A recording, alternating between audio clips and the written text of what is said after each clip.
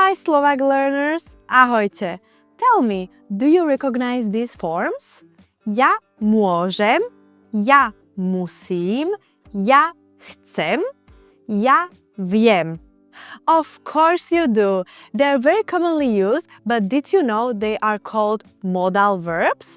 Today we are going to explain what are modal verbs, which are the most common, and how to use them in Slovak language. Let's start. Začíname. But before starting, if you haven't already, please subscribe and activate the bell to be notified when we release new videos. Modal verbs, called in Slovak modálne slovesá, modify the meaning of the main verb and add information to it. Modal verbs add ideas like obligation, possibility, or uncertainty to another verb.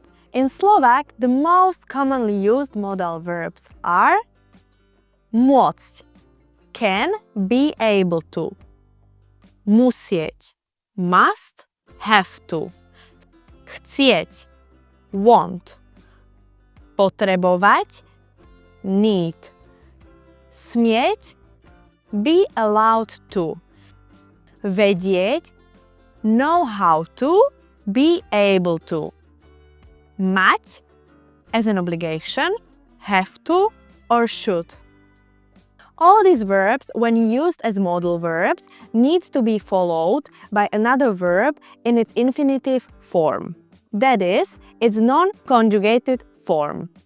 Some examples are môžem hovoriť, can I speak, musíš prísť teraz, you have to arrive now, chcem viac cestovať, I want to travel more, potrebujem ti niečo povedať, I need to tell you something. Let's now check each modal verb in detail. We will show each verb in its present, past, and future form. The first is môcť, to be able to, can. In present tense, it is môžem, môžeš, môže, môžeme, môžete, môžu. In past tense, we have mohol som, mohla som for feminine, mohol si, mohla si, mohol, mohla, mohli sme, mohli ste, mohli. For the future tense, examples. Môžem ti pomôcť? Can I help you? Nemohol som prísť včera. I couldn't come yesterday. Let's continue now with musieť, to have to. The forms for present tense are in the past tense, to say the future tense, we say examples are musíme ísť do práce. We have to go to work. Musela si sa učiť na test? Did you have to study for the test? Chcieť, to want. The present tense forms for this verb are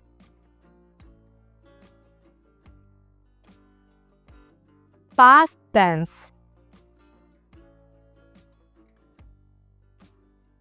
for the future we have some examples are chcem sa naučiť po slovensky. I want to learn Slovak. Nechceli sme ísť von. We didn't want to go out.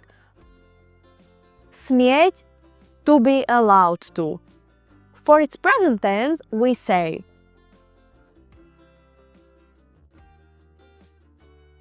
in the past tense, the future tense forms are Some examples are: smiem sa opýtať? May I ask? Nesmeli ste tam parkovať. You weren't allowed to park there. Vedieť. To know when we say how to do something. The present tense is. In the past tense, we say.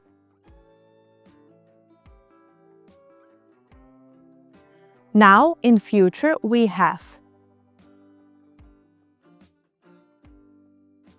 Examples of this verb are: viem plávať. I know how to swim. Nevedel si po francúzsky? Didn't you know French? Mať. To have to in the sense of an obligation. Present tense. In the past tense. For the future, we say. Examples. Máš si upratať izbu. You have to clean your room. Mal si prísť skôr. You had to arrive earlier. Potrebovať. To need. The present tense for this verb is. For the past tense, we have. In the future, we say. Now it's your time to practice. Say the following modal verbs in Slovak language. I need a minute, please.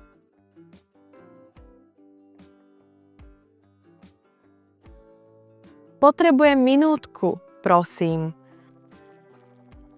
I didn't want to go there.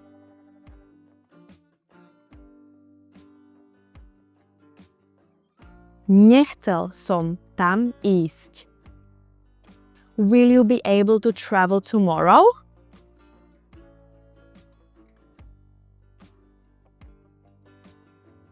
Budeš môcť zajtra cestovať?